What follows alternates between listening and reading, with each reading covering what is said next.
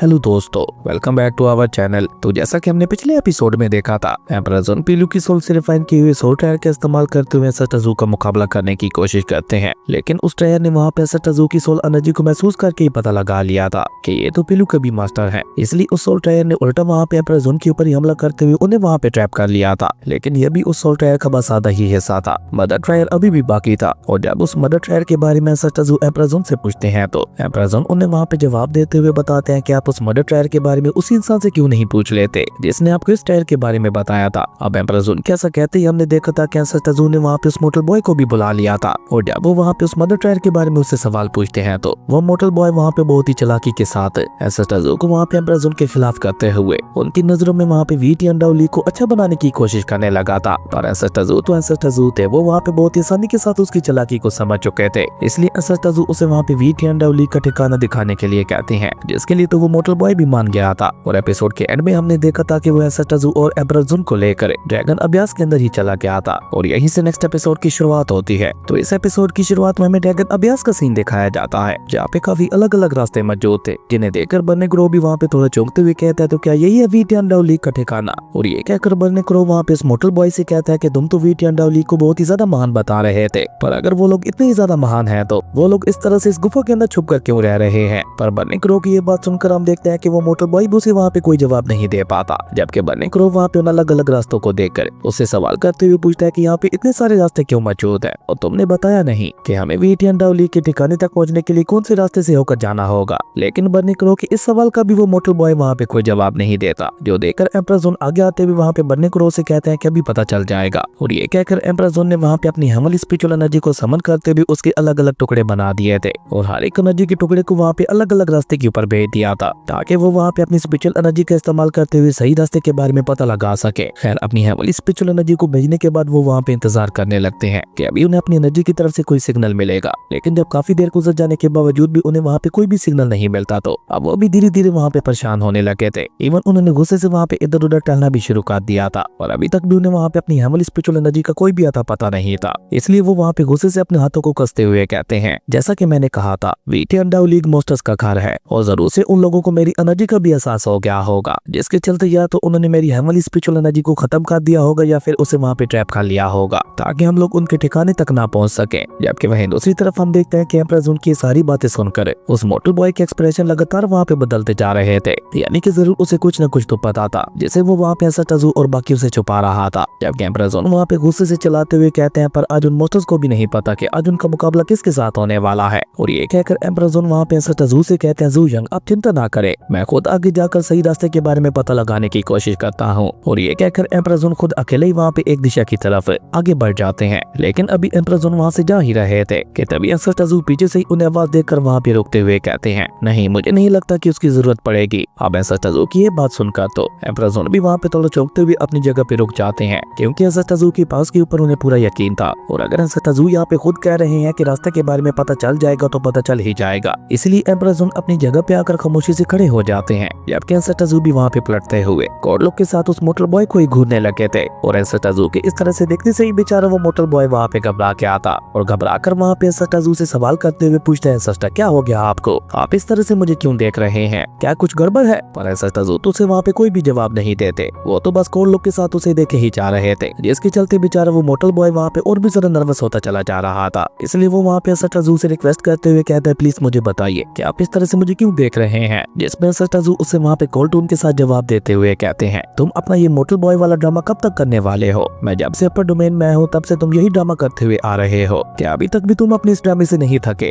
अब सटजू की सारी बातें सुनकर तो बेचारा वो मोटल बॉय और भी ज्यादा घबरा चुका था, जबकि सटजू तो वहाँ पे उसके सारे नाटक के ऊपर पानी फेरते हुए कहते हैं, अब मैं तुम्हें यहाँ पे मोटल कहूँ या फिर वीटी अंडाउली का लीडर है। सटजू कैसा कहते हैं हम देखते हैं कि वहाँ पे उस लीडर से भी ज्यादा बर्ने क्रो और एम्परर ज़ोन को बड़ा झटका लगता है। इवन बर्ने क्रो तो वहाँ पे चौंकते हुए कहता है, क्या यही है वीटी अंडाउली अलायंस का लीडर है जो कि अभी तक हमारे सामने मोटल बनने का नाटक कर रहा था। तभी तो मैं सोचूं कि आखिर इसे वीटी अंडाउली के बारे में इतना कैसे कुछ मालूम है। और ये कहकर बर्ने क्रो आगे बढ़कर खुद वहाँ पे उससे सवाल करते हुए पूछता है, सच सच बताओ, क्या वाकई तुम ही वीटी अंडाउली अलायंस के लीडर हो। बर्ने क्रो की ये बात सुनकर हम देखते हैं कि वो पर्सन जिसका नाम वीटी अंडाउली था, उसने अचानक से वहाँ पे कमीनों की तरह जोर जोर से हंसना शुरू कर दिया था और अपने हाथ फैलाते हुए वहाँ पे बहुत ही एटीट्यूड के साथ बर्ने क्रो को जवाब देते हुए कहता है, तुम लोगों ने मुझे बिल्कुल सही पहचाना, मैं ही हूँ वीटी अंडाउली लीग अलायंस का वो महान लीडर है जिसे तलाश करते हुए तुम लोग यहाँ तक आ पहुंचे हो। और ये कहकर वीटिया ली वहाँ पे एक डेविल स्माइल करते हुए सस्टाजू से कहता है, वाकई मानना पड़ेगा तुम्हारी पावर्स मेरी सोच से भी ज्यादा खतरनाक है। हालांकि मैंने अपनी कल्टीवेशन को पूरी तरह से सप्रेस कर रखा था और खुद को पूरी तरह से एक मोर्टल में ट्रांसफॉर्म कर लिया था, पर उसके बावजूद भी तुमने मुझे यहाँ पे पहचान लिया। इसी से साबित होता है कि तुम कोई आम इंसान नहीं हो। पर क्या तुम मुझे बता सकते हो कि तुम्हें मेरी असलियत के बारे में पता कब चला था? जिसमें सस्टाजू उसे वहाँ पे कोर्ट रूम में जवाब देते हुए कहते हैं कि जब मैंने तुम्हें पहली बार देखा था तभी मुझे तुम्हारे ड्रामे के बारे में पता चल गया था। अब ये था बेचारे वीटिया ली के लिए एक और बहुत बड़ा झटका। वो वहाँ पे हैरान होते हुए कहता, क्या नहीं नहीं ऐसा नहीं हो सकता, ये तो इम्पॉसिबल है। उस समय तुम्हें अपनी कल्टीवेशन को पूरी तरह से छुपाते हुए एक मोटल बना हुआ था, तो उसके बावजूद भी तुम्हें कैसे पता चल गया था कि मैं बस यहाँ पे मोटल होने का नाटक कर रहा हूँ? जिसमें सस्टाजू की बजाय बनने को उसे वहाँ पे जवाब देते हुए कहता है, बेवकूफ कहीं के, तुम जानते भी हो तुम किससे बात कर रहे हो। तुम्हें अगर कोई गॉड सच मुझ में भी एक मोटल में ट्रांसफॉर्म कर देते तो तभी मेरे बॉस सिर्फ देखने भर से ही तुम्हारी असलियत के बारे में पता लगा लेते, और तुम हो कि तुम यहाँ पे एक थर्ड क्लास टेक्निक का इस्तेमाल करते हुए मेरे बॉस को बेवकूफ बनाने की कोशिश कर रहे थे। बनने करो की सारी बातें सुनकर हम देखते हैं कि बेचारा वीटिया ली एक पल के लिए तो वहाँ पे पूरी तरह से घबरा चुका था, लेकिन जब वो अपने आसपास देखता है तो उसे वहाँ पे थोड़ी तसल्ली मिलती है कि अभी सस्टाजू उसके एरिया में मौजूद है। इसलिए वीटिया ली वहाँ पे एक बार फिर से कमीनी स्माइल करते हुए बर्नी क्रो से कहता है, तो क्या हो गया कि अगर तुम लोगों को मेरी असलियत के बारे में पता चल गया? अपने आसपास वाली जगह को गौर से देखो, अभी तुम सभी लोग ड्रैगन अभ्यास यानी मेरे एरिया के अंदर मौजूद हो, और यहाँ पे इस बात से कोई भी फर्क नहीं पड़ता कि तुम लोग कितने ज्यादा ताकतवर हो, क्योंकि यहाँ पे तो तुम लोगों का मेरे सामने खड़े रहने का सवाल ही पैदा नहीं होता। अभी देखना कैसे मैं यहाँ पे तुम सभी को कुत्ते की मौत मारता हूँ। और ये कहकर वीटिया ली ने अचानक से ही वहाँ पे अपने खतरनाक डिमोनिक कोरो को भी रिलीज करना शुरू कर दिया था,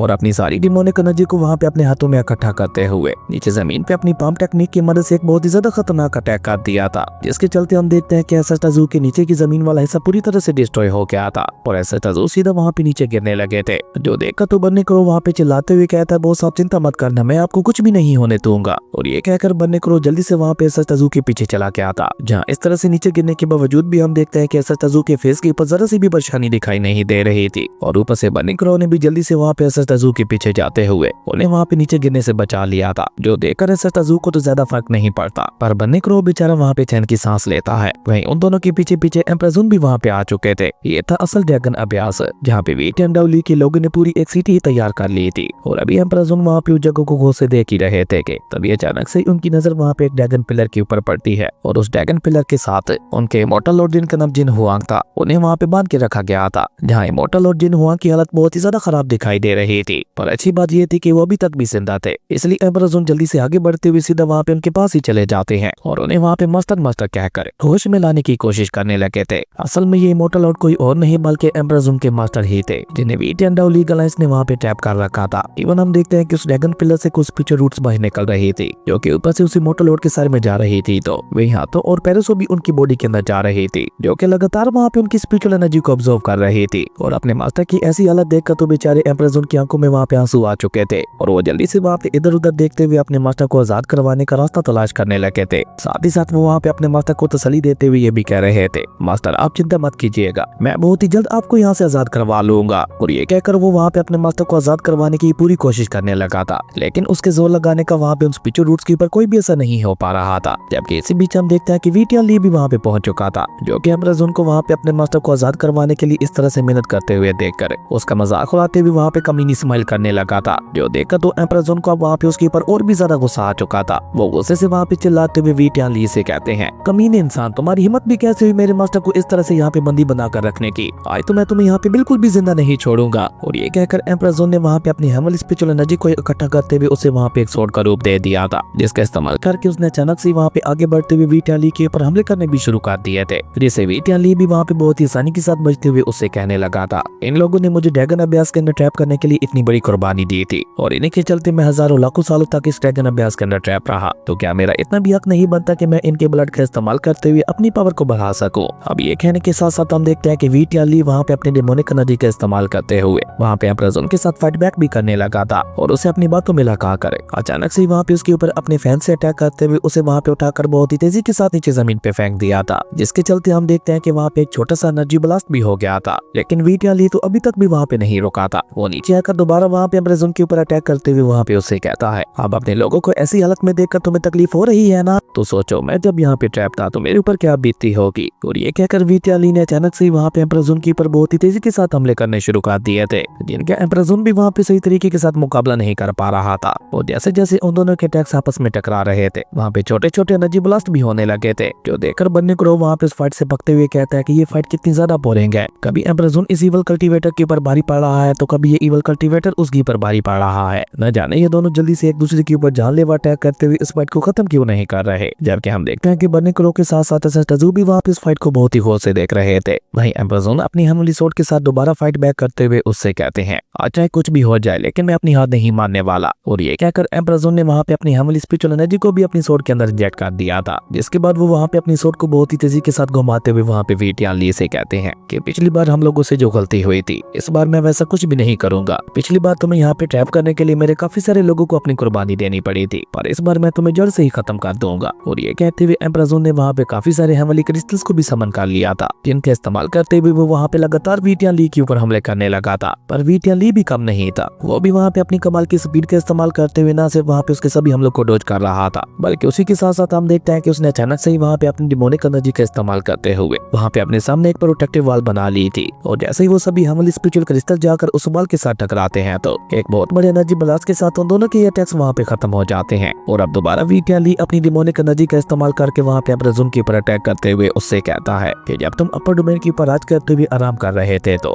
तब मैं यहाँ पे ट्रैप होते हुए सोल ईटिंग जैसे पेन को बर्दाश्त कर रहा था। और मेरी उस बर्दाश्त ने मुझे इतना ज्यादा खतरनाक बना दिया है कि आज मैं उसी बर्दाश्त को अपनी ताकत बनाते हुए तुम्हें यहाँ पे कीड़ों की तरह मसल दूंगा। जिसमें एम्परर ज़ून भी दोबारा वहाँ पे उसके साथ फाइट बैक करते हुए उससे कहता है कि वो सारी तुम्हारी गलती थी जिसके लिए तुम्हें यहाँ पे ट्रैप करके रखा गया था। जबकि वहीं दूसरी तरफ हम देखते हैं कि बन्नी क्रो तो अब वहाँ पे पूरी तरह से उस फाइट से पक चुका था, क्योंकि कभी एम्परर ज़ून वहाँ पे वी टियान ली के ऊपर भारी पड़ रहा था, तो कभी वी टियान ली वहाँ पे एम्परर ज़ून के ऊपर भारी पड़ रहा था। और इसी तरह से वो दोनों पिछली काफी देर से एक दूसरे के साथ फाइट कर रहे थे, लेकिन अभी तक उन दोनों में से किसी ने भी अपनी हार नहीं मानी थी। और यही बात बन्नी क्रो को वहाँ पे गुस्सा दिला रही थी। और अब धीरे धीरे वो दोनों भी अपनी फाइट को खत्म करने की तरफ बढ़ रहे थे, क्योंकि वी टियान ली वहाँ पे एम्परर ज़ून के ऊपर अटैक करने के लिए अपने एक बहुत ही ज्यादा खतरनाक हमले को रेडी करने लगा था, जिसका नाम था refining the soul spirit the cut. और इसी टेक्निक को एक्टिवेट करते हुए उसने वहाँ पे अपने फैन को बहुत ही तेजी के साथ एम्परर ज़ून की तरफ ही आगे फेंक दिया था, जो कि अगर एम्परर ज़ून के साथ टकरा जाता तो उनकी सोल तक को भी वहाँ पे बीच में से काट सकता था। लेकिन एम्परर ज़ून भी कहाँ कम थे, वो भी डेमिगॉड रियलम को अचीव कर चुके थे। इसलिए हम देखते हैं कि एम्परर ज़ून भी वहाँ पे बहुत ही आसानी के साथ अपनी सोर्ड का इस्तेमाल करते हुए वी टियान ली के फैन को ही बीचों बीच काट देते हैं, जो देखकर तो बेचारी वी टियान ली को भी एक बहुत बड़ा झटका लगता है। पर वो वहाँ पे कुछ समय पाता, लेकिन वो वहाँ पे कुछ समय पाता उससे पहले ही एम्परर ज़ून ने वहाँ पे उसके पास जाते हुए उसे वहाँ पे एक बहुत ज्यादा पावरफुल किक भी मार दी थी, जिसके इम्पैक्ट की वजह से वो वहाँ पे बहुत ही तेजी के साथ नीचे जमीन पे आ गिरा था, जिसके साथ ही हम देखते हैं कि उसकी हालत भी वहाँ पे बहुत ज्यादा खराब हो चुकी थी। ये देखकर तो बन्नी क्रो भी वहाँ पे थोड़ा चौंकते हुए कहता है कि मुझे तो लगा था कि ये वी टियान ली इस एम्परर ज़ून से ज्यादा ताकतवर होगा, लेकिन ये तो उल्टा यहाँ पे एम्परर ज़ून से हार रहा है। आखिर ये इसकी किस तरह की बदले की आग थी जो कि इतनी जल्दी बुझ गई। जबकि वहीं दूसरी तरफ हम देखते हैं कि एम्परर ज़ून भी अपनी सोर्ड लेकर वी टियान ली के ऊपर अपना फाइनल अटैक करने के लिए उसके पास पहुंच चुके थे। वहीं बन्नी क्रो की सारी बातें सुनकर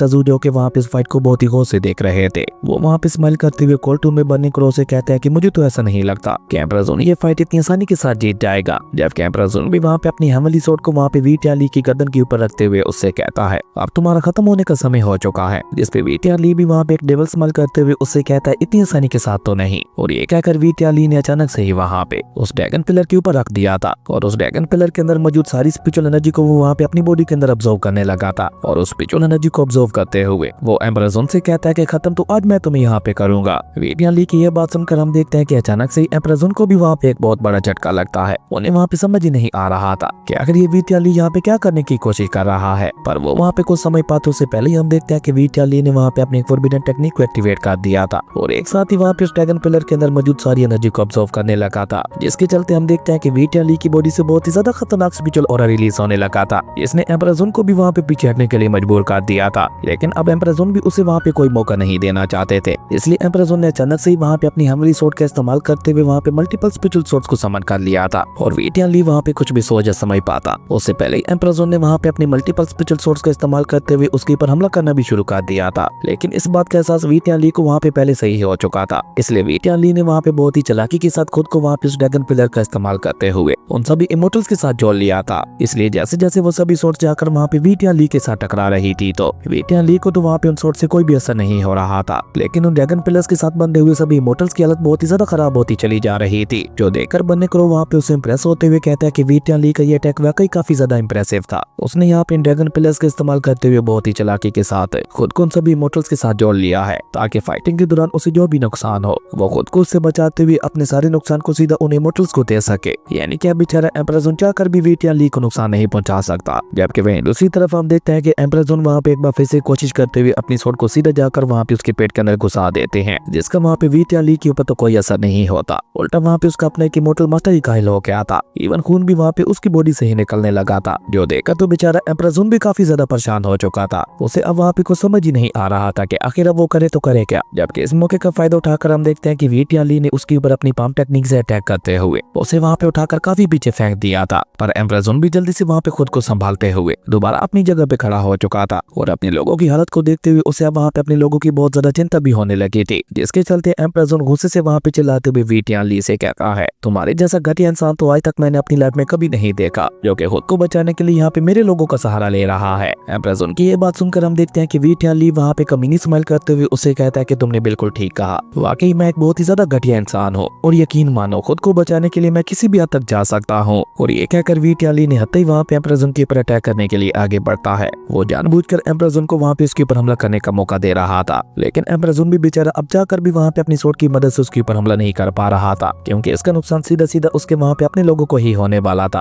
और एम्परर ज़ोन की ऐसी हालत देखकर वी टियान ली वहाँ पे उसका मजाक उड़ाते हुए कहता है, कितने अफसोस की बात है कि तुम यहाँ पे जाकर भी मेरे ऊपर हमला नहीं कर पा रहे। और ये कहकर वी टियान ली दोबारा वहाँ पे एम्परर ज़ोन के ऊपर अटैक करने के लिए आगे बढ़ गया था, लेकिन जब एम्परर ज़ोन उसके ऊपर अटैक करने की कोशिश करता तो वो अपनी बॉडी को आजाद छोड़ देता। यानी कि वो खुद चाह रहा था कि एम्परर ज़ोन उसके ऊपर अटैक करे, लेकिन एम्परर ज़ोन भी बार बार अपनी स्वॉर्ड को वहाँ पे रोक रहा था, जो देखकर वी टियान ली खुद ही वहाँ पे उसकी स्वॉर्ड को पकड़ते हुए उससे कहता है, तुम यहाँ पे अपनी सैम वाली स्वॉर्ड का इस्तेमाल करते हुए मेरी जान लेना चाहते हो ना, तो लो किसने रोका है तुम्हें। लेकिन जब वी टियान ली के ऐसा कहने के बावजूद भी एम्परर ज़ोन अपनी स्वॉर्ड को आगे नहीं करते तो वी टियान ली ने खुद ही वहाँ पे उनकी स्वॉर्ड को पकड़ते हुए उसे वहाँ पे अपनी बॉडी के अंदर घुसा दिया था, जिसका कट सीधा जाकर वहाँ पे मोर्टल लॉर्ड की बॉडी के ऊपर लगा था। इवन हम देखते हैं कि उनकी बॉडी से वहाँ पे बहुत ही ज्यादा मात्रा में खून निकलने लगा था और वो दर्द के मारे जोर जोर से चिल्लाने भी लगे थे। अपने मास्टर की चीखें सुनकर तो एम्परर ज़ोन का ध्यान भी उसी तरफ चला गया था और उन्हें वहाँ पे अपने मास्टर के लिए बहुत ही ज्यादा बुरा लग रहा था। जबकि इस मौके का फायदा उठाकर वी टियान ली ने वहाँ पे एम्परर ज़ोन के ऊपर अटैक करते हुए उसे वहाँ पे बहुत ही बुरी तरह से मारना शुरू कर दिया था और साथ ही साथ वहाँ पे उसका मजाक उड़ाते हुए ये भी कह रहा था,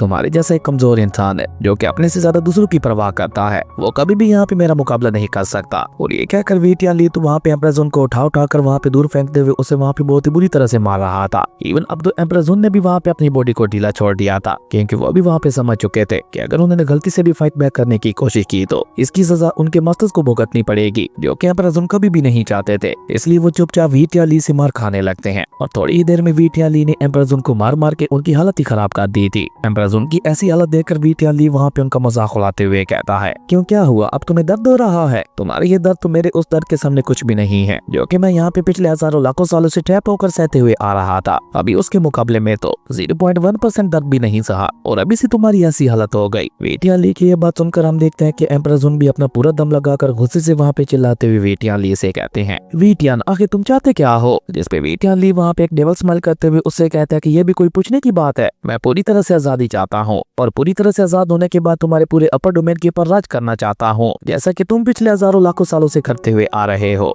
लेकिन उससे पहले मैं वो तुम्हें सारा दर्द देना चाहता हूँ जो कि मैं यहाँ पे ट्रैप रहते हुए बर्दाश्त कर रहा था। और ये कहकर वी टियान ली ने अचानक से वहाँ पे अपनी डिवोरिंग टेक्निक का इस्तेमाल करते हुए एक बार फिर से वहाँ पे उन सभी इमोर्टल्स की पावर्स को ऑब्जर्व करना शुरू कर दिया था। और जैसे जैसे उन सभी की पावर्स वहाँ पे वी टियान ली की बॉडी के अंदर जा रही थी, वैसे वैसे ही हम देखते हैं कि वी टियान ली की ताकत भी वहाँ पे बढ़ती चली जा रही थी। हालांकि उसकी ये डिवोरिंग टेक्निक इतनी ज्यादा खतरनाक और पावरफुल थी कि वो एम्परर ज़ोन तक की भी एनर्जी को डिवोर कर रही थी। लेकिन इसी बीच वी टियान ली की नजर वहाँ पे सस्टजू के ऊपर पड़ती है, जो कि अभी तक भी अपनी जगह पे बिल्कुल शांति से खड़े हुए थे और उसकी भी डिवोरिंग टेक्निक भी वहाँ पे उनका कुछ नहीं बिगाड़ पा रही थी, जो देखकर वी टियान ली वहाँ पे समझ चुका था कि उसे इस इंसान के साथ पंगा नहीं लेना चाहिए। इसलिए वो अपना सारा फोकस दोबारा एम्परर ज़ोन के ऊपर लगाते हुए उससे कहता है, तो अब तुमसे अपना बदला लेने का समय आ चुका है। अब मैं वो सारा दर्द जो कि मैं यहाँ पे बर्दाश्त करते हुए आ रहा था, एक साथ उससे भी 100 गुना ज्यादा दर्द तुम्हें देने वाला हूँ। और ये कहकर वी टियान वहाँ पे एक बहुत ही ज्यादा खतरनाक अटैक को रेडी करने लगा था। और अगर ये अटैक वहाँ पे एम्परर ज़ोन को हिट कर जाता तो उनकी सोल तक भी खत्म हो जाने वाली थी। और क्योंकि वी टियान ली भी अब एम्परर ज़ोन को और ज्यादा मौका नहीं देना चाहता था, इसलिए उसने अपने उस खतरनाक अटैक का इस्तेमाल करते हुए वहाँ पे एम्परर ज़ोन के ऊपर एक बहुत ही ज्यादा पावरफुल पावरफुल हमला कर दिया था, जिसे एम्परर ज़ून भी अपनी सोल पावर का इस्तेमाल करते हुए रोकने की कोशिश करने लगे थे। पर एम्परर ज़ून जितना ज्यादा उस अटैक को रोकने की कोशिश कर रहे थे, वो अटैक वहाँ पे उनके ऊपर उतना ही ज्यादा भारी पड़ रहा था, जो देखते हुए वहाँ पे बिल्कुल ऐसा ही लग रहा था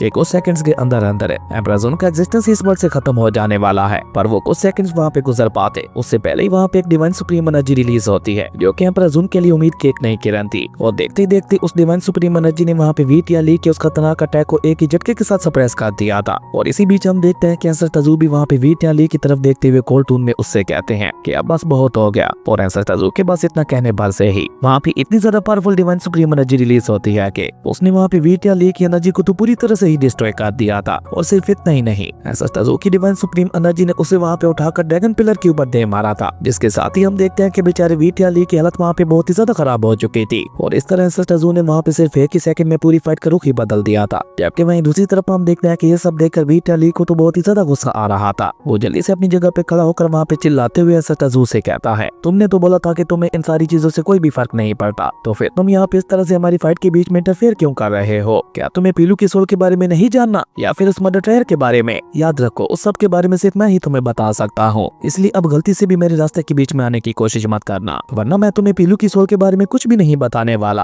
अब ये बेचारा पर्सन नहीं जानता था कि ये यहाँ पे इस तरह से एंसेस्टर तजू के साथ बदतमीजी के साथ बात करके अपनी लाइफ की कितनी बड़ी गलती कर रहा है। इसे अब एंसेस्टर तजू नहीं बल्कि हेल गॉड अपने तरीके के साथ सजा देने वाले थे। और हेल गॉड की सजा कितनी ज्यादा क्रूअल होती है ये तो आप जानते ही है। पर बेचारा वीटिया ली इन सारी बातों से अनजान था कि वो अनजाने में वहाँ पे कितना बड़ा खतरा मोल ले चुका है। जबकि वहीं दूसरी तरफ हम देखते हैं कि वीटिया ली की ये सारी बातें सुनकर एंसेस्टर तजू के फेस के ऊपर आई हुई कोल्डनेस वहाँ पे और भी ज्यादा बढ़ चुकी थी, जो देखकर बेचारा वीटिया ली वहाँ पे पूरी तरह से घबरा चुका था। लेकिन ये तो बस शुरुआत थी, क्योंकि हम देखते हैं कि एंसेस्टर तजू वहाँ पे एक ही झटके के साथ गायब होते हुए सीधा वहाँ पे उसके सामने पहुंच चुके थे, जो देखकर तो बेचारा वीटिया ली वहाँ पे पूरी तरह से सफेद पड़ चुका था, मानो उसने कोई भूत देख लिया हो। और तभी एंसेस्टर तजू वहाँ पे उसकी आंखों में देखते हुए कार्टून में कहते हैं, मैं ये बात अच्छी तरह से जानता हूँ कि पीलू को तुमने ही मारा था। अब एंसेस्टर तजू की ये बात सुनकर हम देखते हैं कि बेचारे वीटिया ली को इतना बड़ा झटका लगता है कि उसकी हालत देखते हुए ऐसा लग रहा था कि वो मरने से पहले ही हेल में जा चुका है। लेकिन ये तो बस उसकी सजा की शुरुआत थी, क्योंकि हम देखते हैं कि एंसेस्टर तजू अपनी डिवाइन सुप्रीम एनर्जी का इस्तेमाल करते हुए उसके सोल्सी रियलम के अंदर झांकने लगते हैं, और साथ साथ उसे भी वहाँ पे वो सारा नजारा दिखाने लगे थे जहाँ पे हमें नाइन्थ रियलम के एंशिएंट समय का सीन दिखाया जाता है। और ये वही जंगल था जहाँ पे पीलू अपनी जान बचाते हुए भागने की कोशिश कर रहा था, और उसका पीछा कर रही थी वहाँ पे लेडी डिमोनिक मास्टर अकामी, जो कि वहाँ पे पीलू का पीछा करते हुए लगातार अपने पॉइजन को फैलाते जा रही थी। और साथ ही साथ उसे वहाँ पे धमकी देते हुए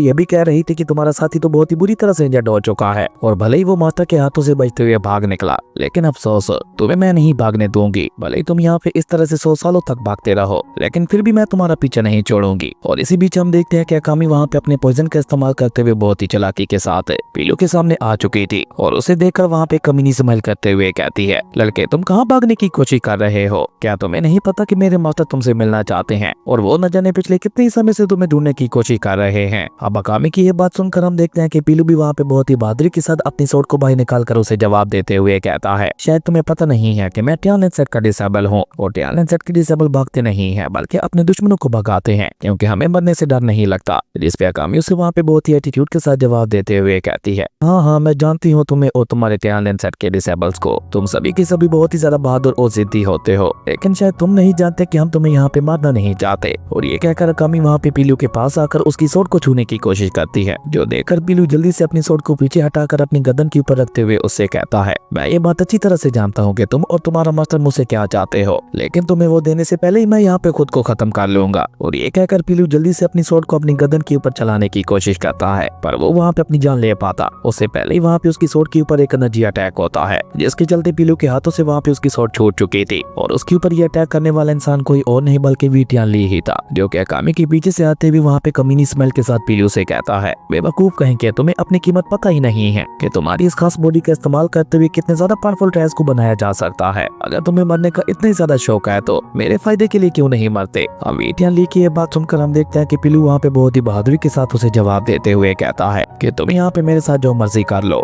लेकिन देखना एक दिन मेरा मास्टर आएगा जो कि तुम्हारी जिंदगी को तुम्हारी मौत से भी ज्यादा बदतर बना देगा। और यही बात एंसेस्टर तजू वहाँ पे वीटिया ली को याद करवाना चाहते थे, क्योंकि आज वही दिन था जिसका पीलू ने वीटिया ली से बोला था कि तुम्हारी जिंदगी को तुम्हारी मौत से भी ज्यादा बदतर बना दिया जाएगा, वो भी मेरे मास्टर के हाथों के द्वारा। अब ये सब देख के और याद करके बेचारी वीटिया ली के तो आंखें ही बाहर आने को हो जाती हैं, और वो वहाँ पे इतना ज्यादा डर चुका को ताकि वो जल्दी से एंसेटाजू से पीछे हटने की कोशिश करने लगा था, लेकिन उसके पैरों में तो जान ही नहीं बची थी। वो खुद ब खुद ही लड़खड़ाते हुए नीचे जमीन पे गिर चुका था। ये था हेलगोट का डर, और इसी डर के चलते वी टियाली जल्दी से वहाँ पे एंसेटाजू के सामने अपना सर झुकाते हुए वहाँ पे उनसे माफी मांगने लगा था, और उनसे रैम की भीख मांगते हुए कहता है कि प्लीज मुझे माफ कर दें। मैं मानता हूँ कि मुझसे बहुत बड़ी गलती हुई थी, लेकिन हमारी हालत को गौर से देखिए। पिछले लाखों सालों से मुझे यहाँ पे ट्रैप करके रखा गया था और हर दिन बहुत ही बुरी तरह से टॉर्चर किया जाता था। देखिए, सिर्फ और सिर्फ आपके डिसेबल पिल्लू की वजह से हमारे पूरे वीट एंड डाउली की क्या हालत हो चुकी है। जिंदा होते हुए भी हम लोग रोशनी को नहीं देख सकते। आप यकीन नहीं करेंगे कि पिछले पूरे 1 लाख साल से मैंने रोशनी नहीं देखी। इससे बड़ी सजा भला और हमारे लिए क्या हो सकती है। और ये कहकर वीट एंड वहाँ पे रोते हुए एंसेटाजू से कहने लगा था, उल्टा मुझे तो ऐसा लगता है कि हम अपनी गलती से भी ज्यादा सजा भुगत चुके हैं। जिसमें एंसेटाजू की बजाय बनने करो आगे बढ़कर उसे वहाँ पे जवाब देते हुए कहता है, बेवकूफ कहीं के, तुम अभी तक भी हमारे टैलेंट सेट को सही से नहीं समझ सके। तुम कितनी सजा भुगत चुके हो और क्या क्या सजा भुगत चुके हो, इससे हमारे टैलेंट सेट को कोई भी फर्क नहीं पड़ता,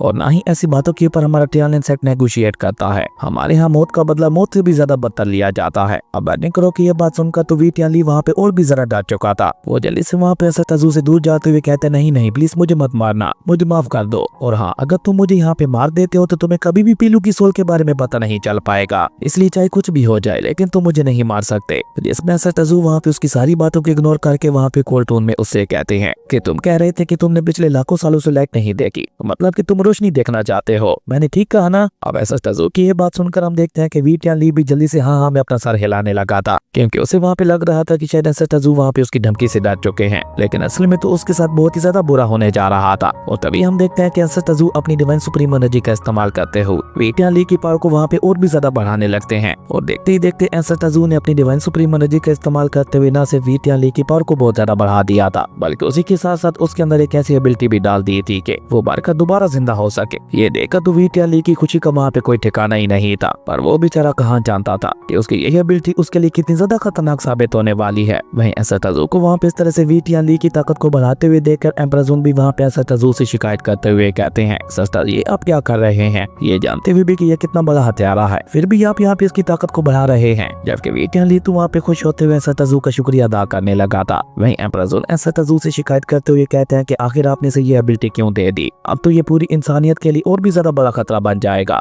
लेकिन अभी एम्परर ज़ून वहाँ पे ये सब कह ही रहे थे कि तभी अचानक एंसेटाजू अपनी डिवाइन सुप्रीम एनर्जी का इस्तेमाल करते हुए वी टियाली को पीछे की तरफ धकेलते हुए उसे वहाँ पे एक ड्रैगन पिलर के साथ बांध देते हैं, जिससे बेचारा वी टियाली चाहकर भी वहाँ पे खुद को आजाद नहीं करवा पा रहा था। और ये देखकर वी टियाली भी वहाँ पे परेशान होते हुए एंसेटाजू से पूछता है, ज़ू यंग आखिर तुम ये क्या करने की कोशिश कर रहे हो, प्लीज छोड़ दो मुझे, अगर तुमने यहाँ पे मुझे आजाद करवा दिया तो मैं तुमसे वादा करता हूँ कि मैं तुम्हें पीलू की सोल के बारे में भी सब कुछ बता दूंगा। जिस पे एंसेटाजू उसे कार्टून में जवाब देते हुए कहते हैं कि वो तुम्हें जान ही लूंगा। और ये कहकर एंसेटाजू ने अचानक से ही वहाँ पे अपनी डिवाइन सुप्रीम एनर्जी का इस्तेमाल करते हुए उस ड्रैगन अभ्यास के ऊपर हमला कर दिया था, जिसके चलते हम देखते हैं कि न सिर्फ उस ड्रैगन अभ्यास के बीचों बीच एक बहुत बड़ा होल बन गया था, बल्कि उसी के साथ साथ हम देखते हैं कि जैसे ही एंसेटाजू की एनर्जी जाकर वहाँ पे ऊपर आसमान के साथ टकराती है तो पूरा आसमान भी वहाँ पे साफ हो गया था, और सूरज की किरणें सीधा वहाँ पे उस ड्रैगन अभ्यास के अंदर पड़ने लगी थी। और जैसे ही सूरज की किरणें आकर वहाँ पे वी टियाली के ऊपर पड़ती हैं तो उसकी बॉडी धीरे धीरे वहाँ पे जलने लगी थी, जिसमें वी टियाली को इतनी ज्यादा तकलीफ हो रही थी कि वो दर्द के मारे वहाँ पे जोर जोर से चिल्लाने लगा था। और चिल्लाते हुए एंसेटाजू से कहने लगा था, आखिर तुम मेरे साथ ये सब क्यों कर रहे हो, तुमने तो बोला था कि तुम मुझे नहीं मारोगे। जिसमें एंसेटाजू भी उसे वहाँ पे कार्टून में जवाब देते हुए उसे कहते हैं कि मैंने तुम्हें कहा मारा है, और वैसे भी तुमने हमारे टैलेंट सेट के डिसेबल को हट करने की कोशिश की थी, मौत तो तुम्हारे लिए एक बहुत ही छोटी सजा है, अब से तुम यहाँ पे हर रोज अपनी मौत की भीख मांगोगे लेकिन तुम्हें मौत नसीब नहीं होगी। और इसी बीच हम देखते हैं कि सूर्य की किरणें उसकी बॉडी को वहाँ पे पूरी तरह से जला देती हैं, लेकिन वो मर तो सकता नहीं था क्योंकि एंसेटाजू ने उसे दोबारा जिंदा होने की जो पावर दे दी थी, इसलिए वो वहाँ पे मरने के बाद दोबारा जिंदा हुए जा रहा था। और सूरज की किरणें उसे दोबारा वहाँ पे मार देती, जिसके बाद वो दोबारा वहाँ पे जिंदा होता, और पहले की तरह सूर्य की किरणें उसे दोबारा वहाँ पे खत्म कर देती। ये सब वहाँ पे लगातार चल रहा था, और ऐसे क्रूवल मेथड को देखकर तो एम्परर ज़ून के साथ साथ बाकी सभी की सोल्स भी वहाँ पे ठंडी पड़ चुकी थी। उन्होंने ये कभी नहीं सोचा था कि एंसेटाजू वी टियाली को इतनी ज्यादा भयानक सजा देंगे, और साथ ही साथ वो सभी लोग अपने मन में शुक्र करते हुए ये भी कह रहे थे कि शुक्र है उन्होंने किसी टैलेंट सेट के डिसेबल को हट नहीं किया था। और इसी बीच अचानक से एंसेटाजू वहाँ पे पलटकर उन सभी की तरफ देखते हैं, जहाँ सिर्फ एंसेटाजू के देखने भर से वो सभी लोग वहाँ पे एंसेटाजू के सामने झुक चुके थे, और झुककर वहाँ पे उनका शुक्रिया अदा करते हुए कहते हैं, हम पिछले हजारों लाखों सालों से इसी रोशनी के लिए तड़प रहे थे, आज आपने हम सभी को मुक्त करवा दिया, आपके इस एहसान का बदला हम कभी नहीं भूलेंगे। जबकि एंसेटाजू वहाँ पे उन सभी को इग्नोर करते हुए बर्निंग क्रो के साथ अपनी अगली मंजिल की तरफ रवाना हो जाते हैं, और पीछे छोड़ के गए थे वहाँ पे वी टियाली को, जो जो कि अभी तक भी वहाँ पे मर के दोबारा जिंदा हुए जा रहा था और इसमें उसे इतनी ज्यादा तकलीफ हो रही थी कि बयान करना भी मुश्किल था। और भले ही एंसेटाजू ने वीटियान को मारते हुए उसे हेल में नहीं भेजा था, पर उसे हेल से भी बड़ी सजा यहीं पे दे दी थी। और इसी खतरनाक सीन के साथ हमारी अमेजिंग एपिसोड यहीं पे खत्म हो गया था। दोस्तों अगर आपको ये वीडियो अच्छी लगी तो लाइक कर दें और अगर चैनल पे नए आए हो तो सब्सक्राइब करते जाना। तो मिलते हैं एक न्यू वीडियो में, तब तक के लिए बाय।